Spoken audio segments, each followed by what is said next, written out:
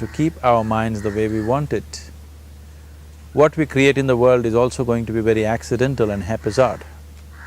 So learning to create our minds the way we want is the basis of creating the world the way we want.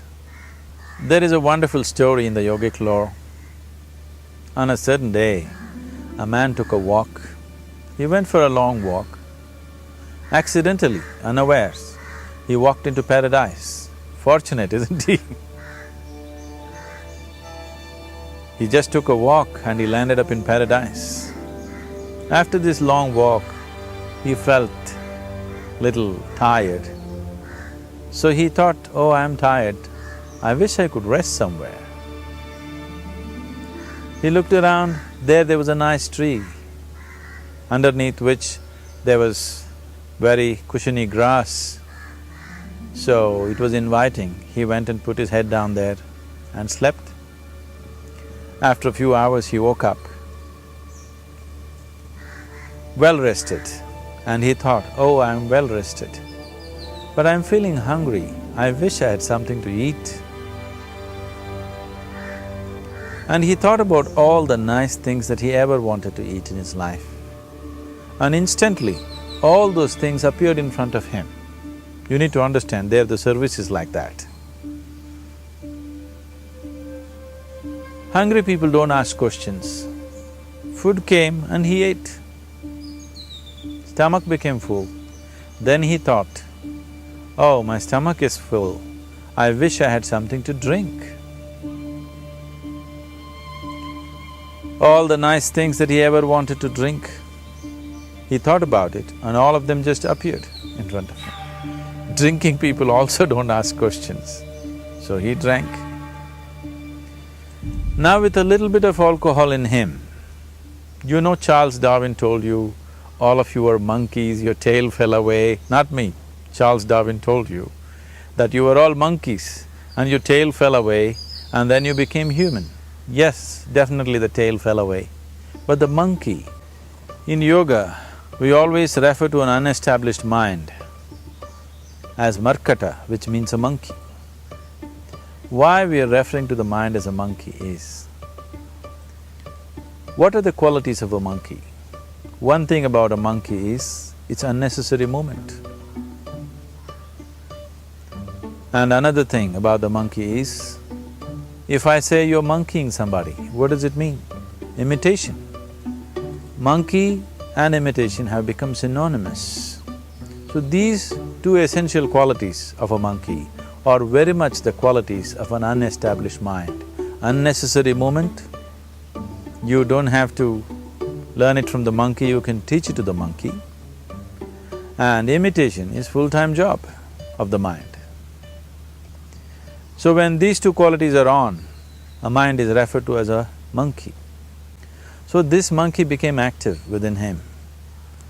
He just looked around, thought, what the hell is happening here?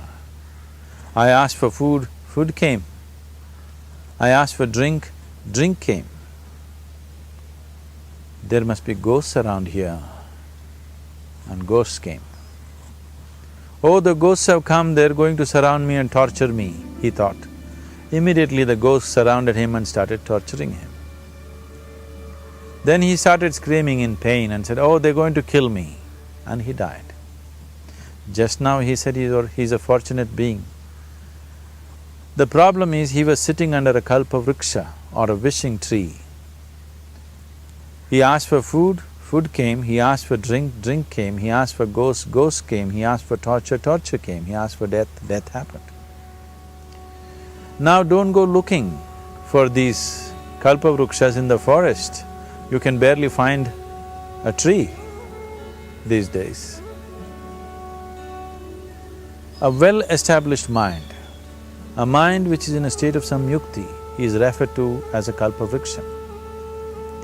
If you organize your mind to a certain level of organization, it in turn organizes the whole system. Your body, your emotion, your energies, everything gets organized in that direction. Once all these four dimensions of you, your physical body, your mind, your emotion and the fundamental life energies are organized in one direction, once you are like this, anything that you wish happens without even lifting a little finger actually. It would help to assist it with activity, but even without doing any activity, you can still manifest what you want if you organize these 4 dimensions in one direction and keep it unwavering in that direction for a certain period of time. Right now the problem with your mind is, every moment it is changing its direction.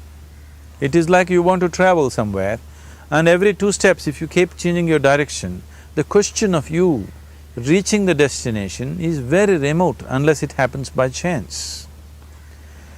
So, organizing our minds and in turn organizing the whole system and these 4 basic dimensions of who you are right now in one direction, if you do this, you are a kalpavruksha yourself.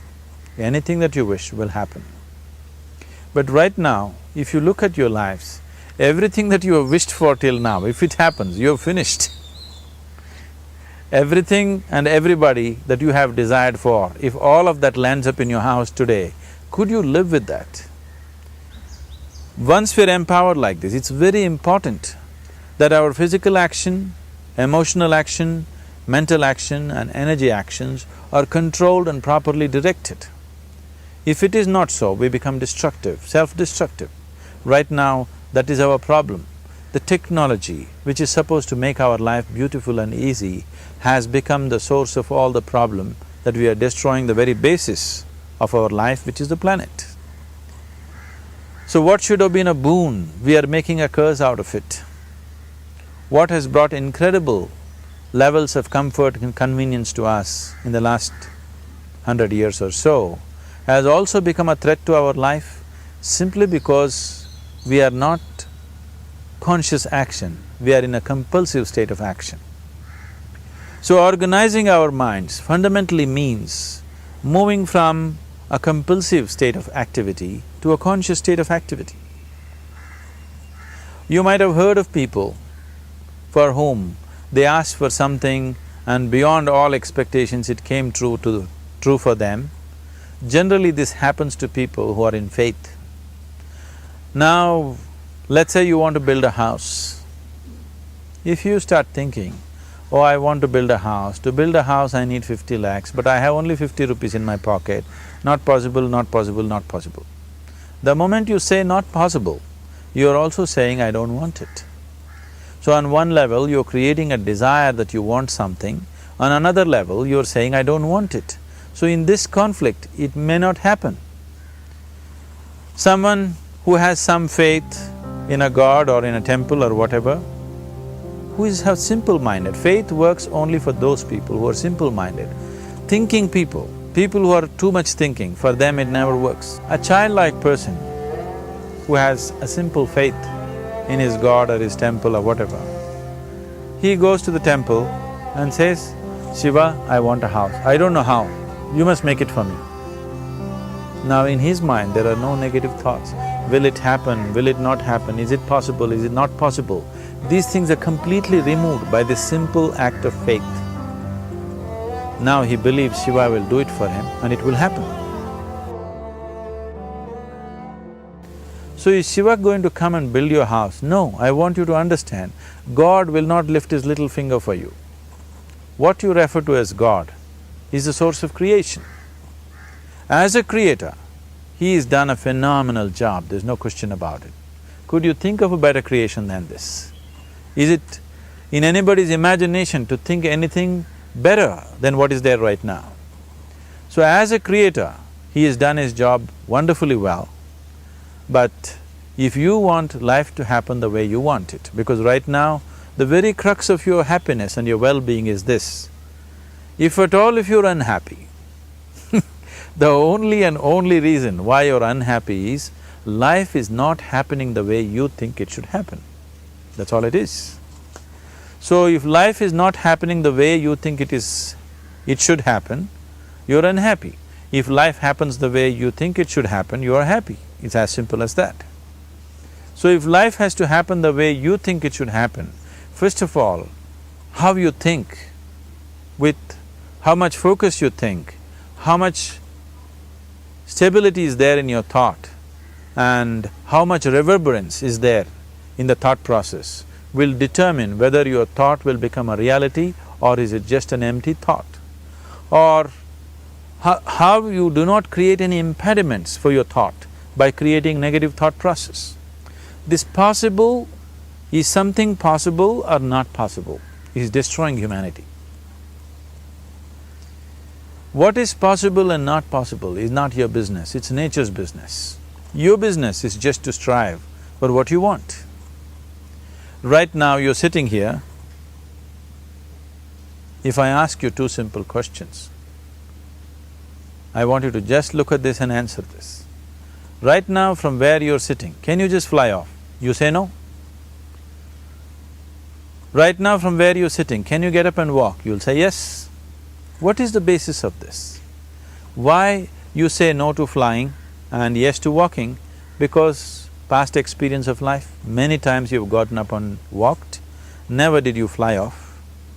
Or in other words, you're using the past experience of life as a basis for deciding whether something is possible or not possible. Or in other words, you have decided that what has not happened till now cannot happen in your life in future.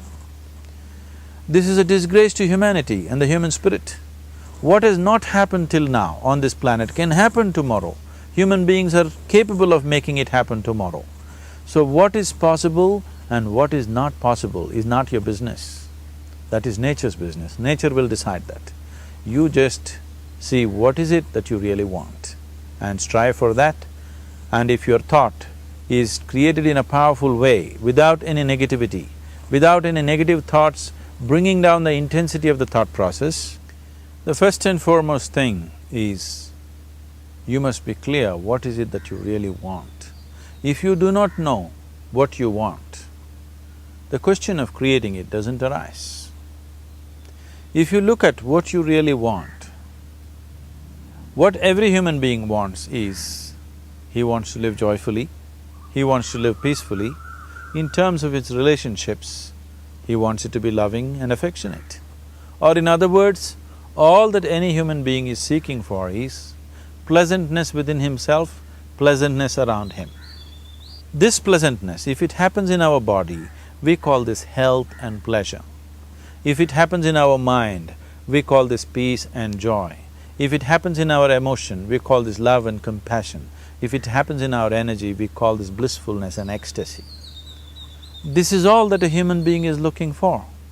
Whether he is going to his office to work, he wants to make money, build a career, build a family, he sits in the bar, sits in the temple, he is still looking for the same thing. Pleasantness within, pleasantness around. If this is what we want to create, I think it's time we addressed it directly and commit ourselves to creating it. So you want to create yourself as a peaceful human being, joyful human being, loving human being, a pleasant human being on all levels. And do you also want a world like this? A peaceful world, a loving world, a joyful world? No, I want greenery, I want food. When we say a joyful world, that means everything that you want has happened. So this is all that you're looking for. So all that you need to do is commit yourself to creating it, to create a peaceful, joyful and loving world, both for yourself and everybody around you. Every day in the morning, if you start your day with this simple thought in your mind, that today, wherever I go, I will create a peaceful, loving and joyful world. If you fall down 100 times in the day, what does it matter? For a committed man, there is no such thing as failure. If you fall down 100 times, 100 lessons to be learnt. If you commit yourself like this to creating what you really care for, now your mind gets organized. Once your mind gets organized, the way you think is the way you feel, your emotion will get organized. Once your thought and emotion is organized, your energies will get organized in the same direction. Once your thought, emotion and energies are organized, your very body will get organized. Once all these four are organized in one direction, your ability to create and manifest what you want is phenomenal. You are the creator in many ways. That which is the source of creation is functioning within you every moment of your life. It is just that have you kept access to that dimension or not? Organizing the four basic elements of your life will give you that access. There are tools and technologies to do this. The whole science of yoga, the whole technology that we refer to as yoga is just about this, transforming yourself from being just a piece of creation to become a creator.